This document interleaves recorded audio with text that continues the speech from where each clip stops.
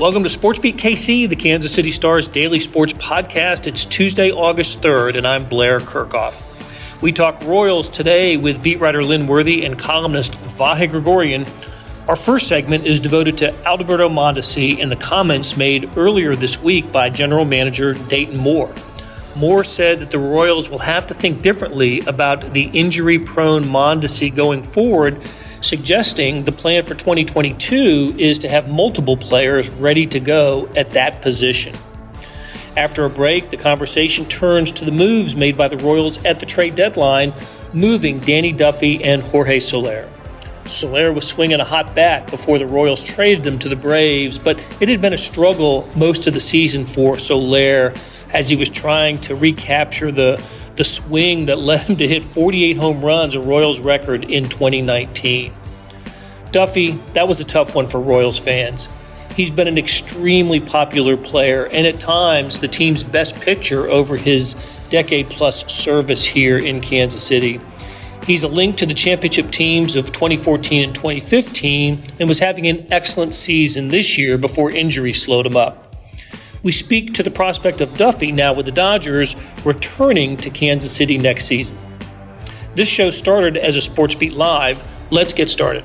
Hey, good morning from sunny Kansas City. Welcome to SportsBeat Live, the show where we talk Kansas City Royals with you and those in the media who know them best. And today, that is Vahe Gregorian, columnist here, and Lynn Worthy, the beat writer. Good morning, fellas. Good morning. Good morning, lads. Good, I can hear you. It's always good. That's what the good morning is for, is so I can make sure I can hear you guys. And looks like we are well connected, thanks to Beth Welsh. And big shout out to our sponsor, the University of Kansas Health System. Got a lot to cover today regarding the Royals.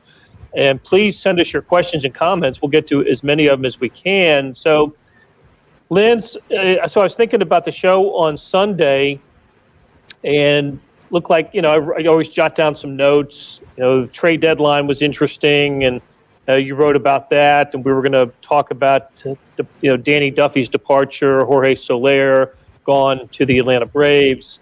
And we will get to those topics later in the show. But then Monday came around and I happened to be listening to a radio interview that Dayton Moore was doing with Bob Fesco on 610 Sports, where he mentioned how the Royals plan on utilizing Adalberto Mondesi in the future.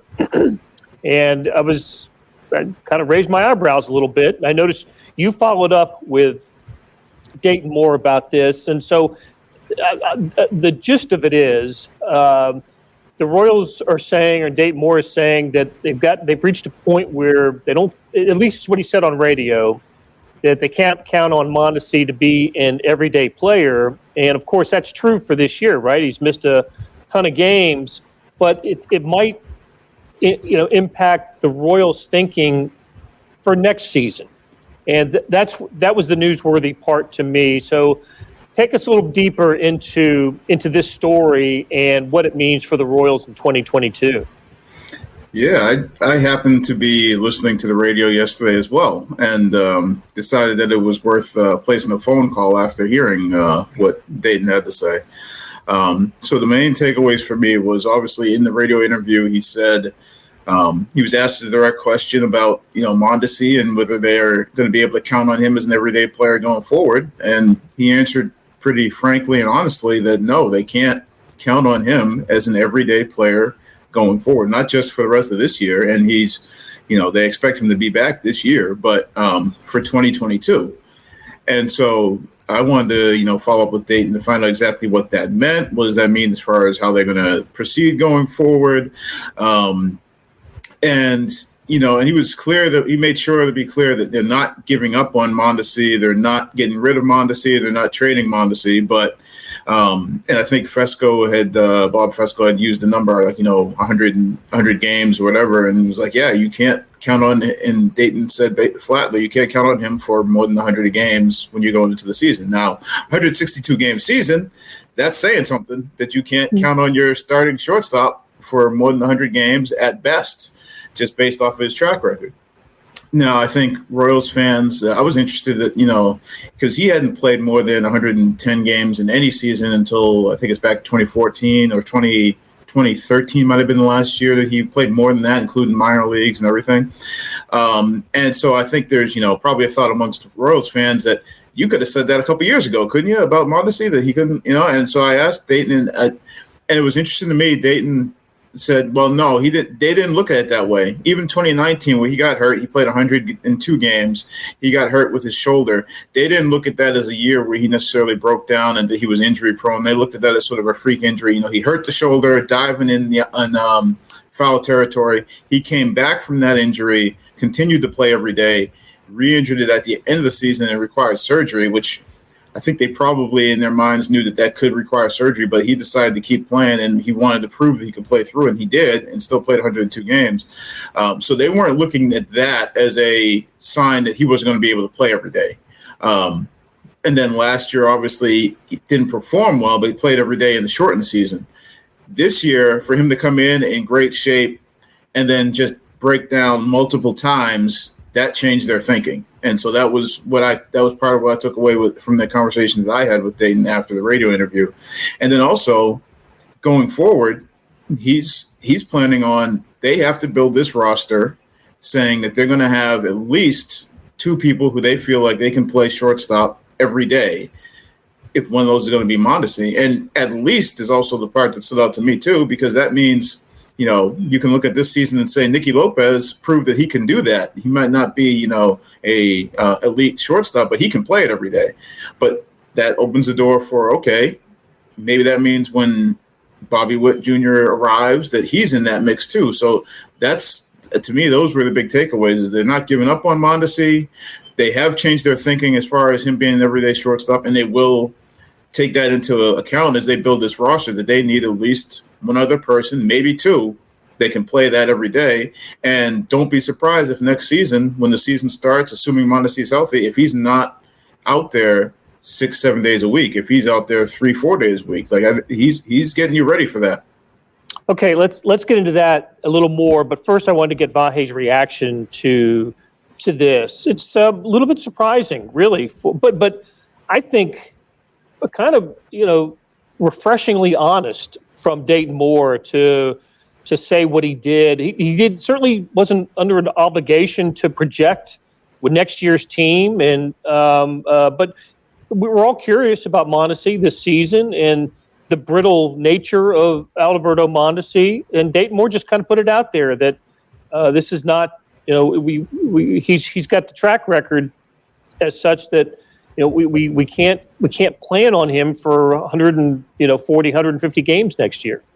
Yeah, I think we can all track this back a little bit with Dayton. I mean, it's certainly been a couple of years since he's been sort of asterisking anything he says about Mondesi but we've got to keep him healthy. He's got to stay healthy. And I do think, from Lynn's reporting and just, observable data, you can say that this is where it just crossed the line for them philosophically, that they just have to look at it differently or they're being imprudent. And yet, I think by speaking about it the way he did and amplifying the point with Lynn to make it clear, not trading him, we're not giving up on him, et cetera. We just have to be realistic about the context of what he can be for us. I think it does a couple things, but one thing I do wonder is Dayton sometimes, I don't think he thinks directly this way, but I think sometimes he's sending a message a little bit to the player through what he says publicly. If you recall when he was publicly speaking about Mondesi a few years ago, telling us in the media that he thought he could have the same impact on this team as Patrick Mahomes has on the Chiefs. I think it's a way, in some sort of way, it's a motivational thing. Now, I don't exactly know what he has said to Mondi specifically about this, Lynn. I don't know if you came across that. I don't remember seeing whether that got into your story, but I do wonder what he has said to Mondi along these lines. I think he's looking at this as also in a way taking some pressure off of Mondesi, because I think there's especially with the track record, there's the looming question of, okay, is he going to be able to play every day? Is he going to be, even when he is out there, if they're going to give him these extra days off? And it occurred to me afterwards, when Mondesi came back, I think it was from, I'm not sure if it was from the oblique. I think it might have been from the hamstring this year, because he's had the 2 obliques and the hamstring thing that he dealt with this year. And I think it was after the hamstring thing where he came back, played, and then had a day off, and everybody was like, whoa, what happened? And Mike Matheny at the time said, well, we always knew we were going to ease him back in. And so I think part of what Dayton's doing also is like sending that message to Mondesi, to his teammates, to fans, to us in the media. Mondesi is not going to be an everyday guy. And so just planting that flag right now, and so that nobody, whether that's us, whether that's teammates, so nobody should be saying, well, is he going to play every day? He's telling you right now he's not going to play every day, and they're not expecting that, and they're going to build the team so that that's not the expectation. And so, in a way, maybe that takes a little bit of pressure off of Mondesi, because they're telling, they're letting it be known flat out right now that he's not an everyday player, and I would assume that that's what the message is going to be to Mondi, is that we're not going to expect you to be an everyday player. If he shows that he can do that and they gradually ease him into that and he increases the workload, and that's something that he surprises everybody, then I think they look at that as gravy. But that's not the expectation, and they're letting everybody know, it seems like not just us, but I would assume Mondesi and the rest of the teammates, so that they're not like, well, are you going to be able to go? Are you going to be able to play every day? Or what's the deal? Are you going to be able to push through it? He's trying to cut that off right now. Great point. It could have proved motivational for Mondi. Though he's always been the shortstop, right? The guy, when he was major league ready, he was going to be the Royal shortstop, and never had to earn it. His skill and his talent level gave him put him in the position that he's in. And I'm not saying going forward he still has to. It's not a job that he's going to have to win, but this is the first time that I think I've heard somebody say publicly, Dayton Moore, that he's not our guy, not always, and not automatically. He's going to have to earn a little bit of his keep here, and at least I'm hoping that it serves as a little bit of motivation for Mondesi. One thing that's interesting, I just thought about this, Blair and Lynn, from being down at Springdale to see his rehab assignment when he was there with Bobby Witt Jr. and speaking with Dayton down there, and we've heard this in different forms over the last year or so, I suppose, but Dayton very explicitly saying that the pillars of their future are the amount of time they can get Mondesi, Bobby Witt Jr., and Sal on the field at the same time. So when you think of it that way, this is a pretty broad departure from putting it that way. I mean, but I do think that there's something in the messaging that's maybe a little different than just, well, we can't count on him. I mean, I think there's something more to it there, whether it's easing up his mindset or motivating him one way or another. Right? I don't think we have to conclude that if he's healthy, he'll never play more than 100 games, right? I mean, I think if he demonstrates he can carry the workload a little bit, that will be a changing dynamic. Yeah, and I think, part of the reason I wanted to follow up was because in Dayton's interview obviously was longer than just that one comment, but I think there's going to be a lot of people who take the comment that says we can't count on him for more than 100 games or something to that effect. Those aren't the exact words, and just take that and run with that. And that's all that anybody's going to, take from what Dayton had to say. And so that's why I was like, well, let me make sure that I get a sense of what exactly he means by that, what that means going forward. But I do think as you've mentioned, Vahe, like there was not a plan, not a set in stone, but I think there was sort of this vision of potentially Nicky Lopez as your everyday second baseman, Adalberto Mondesi as your everyday shortstop, and at some point Bobby Witt as your everyday third baseman. I think there was potentially that vision, and I think they have sort of moved off of that and realized that that's probably that vision is cloudy at best at this point. So now they're moving off of that and realizing that what they're going to have to do, at least going into next year, or what they're going to have to be prepared to do, at least going into next year, be more like what you get from you've seen with NBA teams these last couple of years with load management, where you see guys, some of the star guys, some of the big name guys who just don't play every day, or in the NBA, it's, maybe it's not back-to-backs. Maybe it's, they don't play the 4 games in the week or whatever it is. Maybe they only play 3. You're going to probably see something like that with Mondesi, and they'll have to work around that. And they'll have to build a roster saying, okay, whether that means Nicky Lopez, if he's going to be your everyday second baseman and you're going to leave him there, then that means you're going to have somebody else on this roster who can be counted on to play shortstop those 3-4 days, however many Mondesi's not there. Or you're going to have somebody that, if Nicky's going to be playing shortstop regularly, that you can put at second base and who can also fill in that short if, Mondesi's out for an extended period and, you don't want to have Nicky there, or if you're worried that Nicky, you have to have backup for Nicky in case something happens with Nicky. So I think that's where they're at now. Okay, we're going to take a break here. Before we go into the break, I just want to say that we'll save a segment of a future show for the season that Nicky Lopez is having, because I think it's just been terrific, and he has absolutely earned his keep with this ball club. But when we come back from this break, we're going to talk about old friends in new places, and especially one who has been in Kansas City for more than a decade. So let's hear from the University of Kansas Health System. The Kansas City Royals lineup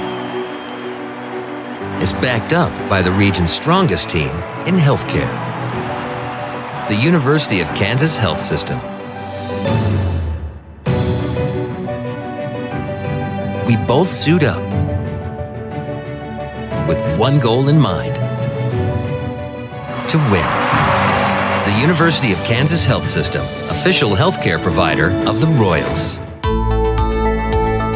Hey, it's Blair.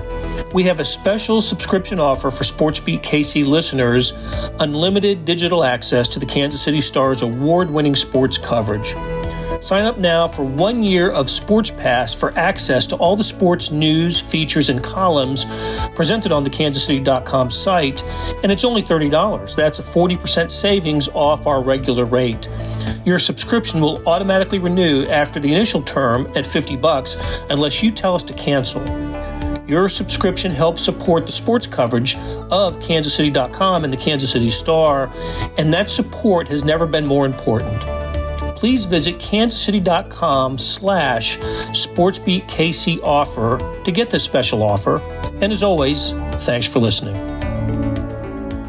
Okay, we're back on SportsBeat Live, presented by the Kansas City Star and the University of Kansas Health System with Lynn Worthy and Vahe Gregorian. Okay, guys, trade deadline came and went on Friday, and the Royals did not sit idly by. They bid farewell to a couple of players. Jorge Soler, of course, led the American League and set the franchise record with 48 home runs in 2019. Was just really awful for all but about the final 2 weeks of this season that he played with the Royals. He went to the Atlanta Braves for a minor league pitcher, and I've noticed that in 2 games with Atlanta, Jorge Soler has picked up where he left off. He's 4 for 7 in those 2 games with the Braves. No home run, but that's coming soon for him. But I want to spend more time discussing Danny Duffy, and I hated to see him go. I'm glad he went to the team that he grew up cheering for. And Vahe, you know this topic better than anyone. Selena and Bill have both commented about Danny Duffy. I just wanted to get your thoughts, and again, nobody had a kind of a better relationship in the media than you did with Danny. Well, one of the things I got to do was go out to Danny's hometown of Lompoc, the Poke, as we call it, a few years ago, and one of the enduring parts of that story, or the things that I remembered, really resurfaced when this happened, which was his, deep love of the Dodgers and his allegiance that went to draft day, where his mom had to cheer him up that he got drafted by the Royals instead of the Dodgers. And He still has a little Dodgers baby jacket in his closet at home and the signed ball from Tommy Lasorda, and cried when Mike Piazza got traded to the Marlins. So I bring all that up just to say, and I think this is clear from the waiver, and again, Lynn and Pete Gradoff with great hustle getting on the call with Danny the other day. I mean, Danny had to sign off on this trade as a 10-5 guy, and I think he saw it as greater good for the Royals. But I think also this is a pretty cool moment in time for him to go there and be part of a potential World Series run, be near his family. We'll see what the future holds after this season, but I think there's a reasonable chance that he could come back here. I remember Dayton Moore being on the teleconference the other day, sort of addressing that probably more strongly than he's supposed to, because he cut himself off and said, I've already probably said too much. So, but one last thing, then I'll yield the floor. I think Danny struck all of us in a kind of profound way because of his sheer humanity. I mean, whether it was just his demeanor when you walked in the clubhouse, the interactions we've seen him have with fans, obviously the very emotional response he had when Yordano Ventura died, and all the things that went with that, including going to the stadium to console fans. That's just not common stuff. And we meet plenty of fine people in these locker rooms and clubhouses, but it's hard to think of too many people that were just kind of more real and human to interact with than Danny has been. Well, along those lines, and before we get to Lynn and the sort of the practical application of going forward without Danny Duffy and Jorge Soler, Pete Gradoff had a story posted that on his final day in Kansas City, Danny actually helped. I'll have to look at it to see specifically, but actually came to the aid of a man who was suffering from heat stroke here in town. How about that? Just very typical Danny. And I'm sorry for the light change behind me. I'm sitting in a room with automatic lights that for good reasons turn off automatically when nobody else is in the room. You got to be more demonstrative and wave the hands around. Right. There, I know. That's right. Yeah, jump up. It'll make it work. Right. To be honest with you, I'm sitting in the Chiefs press room up in St. Joe, and nobody comes in here until about 11 o'clock after practice. So just bear with the darkness here for a little while longer. So, Lynn, what is so Royals without Danny Duffy? First of all, do we know how the Dodgers are going to use him and when Danny's going to be able to pitch again? Well, Danny addressed that on his conference call that he had after joining the Dodgers. He said that what he was told was that likely, I believe it was late August, early September. I believe it was, if I'm remembering correctly, it was what they were looking at. And I think he also mentioned that they sort of depended on the role and he wasn't sure if that was going to be starting, if that was going to be relieving. He did make it a point to say that he liked the idea of relieving. He enjoyed the time that he did it with the Royals. He liked being put into those crucial situations. But he said he was up for whatever they needed him to do, obviously. But yeah, he's still at least a few weeks away from being able to help them.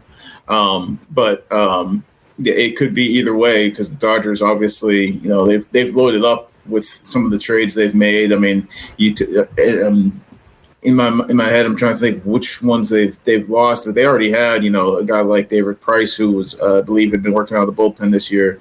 They had the whole situation with Trevor Bauer, where he was in their rotation and obviously has not been in their rotation, but they also picked up Max Scherzer. So they've added some heft to that pitching staff just in these last couple of weeks. And Duffy, when he comes off the IL, because he is still currently on the IL with the flexor strain, is going to help them, but it remains to be seen what role. And he said he's open for whatever. As far as the Royals, obviously he'd been on the IL, so they had been proceeding without him and had been hoping to integrate him back in, when he was able to come 3 or 4 weeks from now, from I guess last week. But right now, actually, it's interesting. We look at the series coming up. You're going to see, I believe, Bubic, Hernandez, Lynch, it's the youth movement when when you look at the Royals pitching staff, and I think that's part of the reason that Duffy is no longer here, and then obviously being at the end of his contract. Soon to be joined by Coar as the youth movement continues for the Royals. Stephen comments, we can still see you, Blair. I'm not sure that's a good thing, but thanks for letting me know. All right. Hey, we cannot rule out the possibility of Danny Duffy becoming a Royal again in 2022, right? And that's, he becomes a free agent after this year. I suppose, Lynn, if Danny Duffy does return to Kansas City with a new deal, we might see him continue the role that he was put in this year, and we expect him to be with the Dodgers, and that is out of the bullpen. I wouldn't be surprised. I mean, it would be interesting to see if that's something that Danny would sign on to do, if he would hit the market as a starting pitcher and see what offers are there, and see if one of the California teams, showed some interest in having him stay out that way. Just sort of thinking off the top of my head, I'm thinking about, obviously he's with the Dodgers right now, but a team like the Angels has always been looking for pitching. I mean, I think they were the one team this year that every draft pick they used was on pitching. And they have a person in the front office who was with the Royals not too long ago in Gene Watson. So it'll be interesting to see how that plays out with him, but I wouldn't say it's a guarantee he comes back. I think the Royals obviously are looking to transition a lot of those the young pitchers that they have, and you already have Mike Minor, you already have Brad Keller, and then those other spots you're probably looking at Brady Singer, Lynch, Bubich, Coar. So it seems like you have starting options. If Duffy would want to go to a bullpen role, and obviously that would seem like it might be a fit, but he should probably have options. Right. I feel like it's sort of, in my mind anyway, it's more likely than not that he comes back. And I don't want to get people overexcited about that. But what I think is the great unaccounted for variable here is how he does perform when he comes back, and whether suddenly he's really a coveted guy instead of, a guy who might be able to help here and there somewhere. I mean, I think that could change the landscape for him one way or another. Yeah, Vahe, I was going to ask you, he's a California dude who really became comfortable in this part of the country and has spoken about that publicly and privately, how much he enjoys living in Kansas City and wants to be here. I got to think for a guy like that plays a role in a decision, especially when it comes to contract terms. I would think so, and anything we've ever seen about him suggests he's got to be a businessman, right, to some degree. But I also think he would consider more factors than maybe some other people would, if it's close or if it's just a sense of this is home. I do think he is a California guy, no way about it. But he is a Kansas City transplant also, and I know it maybe it's a little cliche, but not such a cliche. I didn't feel like I needed to use it in what I wrote the other day. Or I'm not so afraid of cliches that I didn't hesitate to use it. But the whole bury me a Royal thing, I mean, that goes back about 7, 8, 9 years, and he lived it. I mean, he lived it with how he views the organization and how he treated his teammates and how he kind of wove himself into Kansas City, whether it was charitable causes or just, walking to work sometimes. Oh, that's right. That's right. Okay, and because Sam Mellinger isn't here, we are all Kansas City transplants, and have chosen to hang out in this town for quite a while. So, all right, you guys, that was a great conversation. I really appreciate Lynn Worthy and Vahe Gregorian for stopping by and talking Royals. Big thanks to producer Beth Welsh, and shout out always to the University of Kansas Health System for sponsoring today's show. We will be back next Tuesday talking Royals on SportsBeat Live. Please join us then. That'll do it for today. Thanks to our SportsBeat KC production staff of Derek Donovan, Beth Welsh, Monty Davis, Jeff Rosen, Chris Fickett, and Savannah Smith. A tip of the cap to Lynn Worthy and Vahe Gregorian for stopping by and talking Royals. Links to their stories can be found in the show notes and on kansascity.com. Hey, got another deal for you. You can subscribe to Sports Pass for 99 cents a month. That's right, 99 pennies a month. Sports Pass is the online version of the Star Sports section. You get all the stories that appear in the print editions of the Star, plus additional stories that appear only on the website. And of course, they appear first on kansascity.com. After 3 months, it auto-renews at $5.99 a month unless you cancel. And it's a great time to subscribe. Read about what's going on with the Chiefs at training camp, the Royals, our colleges, the soccer teams, and more. How do you get it? Go to kansascity.com/sportspass2020. That's kansascity.com/sportspass2020. Do you want more than just sports coverage? Check out the entire Kansas City Star product. Sports news, features, commentary, and analysis, the whole thing. You get all the stories written by my talented colleagues, plus additional national news, sports, and business coverage with the e-edition. The details for all of these deals can be found at account.kansascity.com/subscribe. And if you're having trouble hunting down any of those offers, you send me an email, bkirkhoff@kcstar.com, and I'll get you to the right place. So whether it's the Sports Pass or the full subscription, you're getting and supporting the best sports and news coverage in Kansas City and helping us produce programs like SportsBeat KC. Thanks for listening, and we'll be back on Wednesday with another episode.